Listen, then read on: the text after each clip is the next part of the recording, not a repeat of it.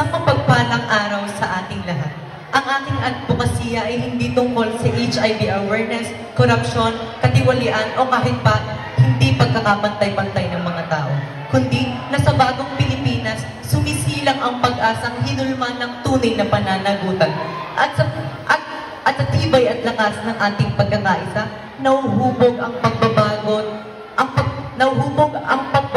lakas ng bawat mamamayan na mamuno, kayanin na maging isang matuwid na mamamayan ng bansang Pilipinas. Ating pakatatandaan na ang pagkakaisa, pagmamahalan at pagsuporta ng bawat isa ang pinakamahalagang sandata.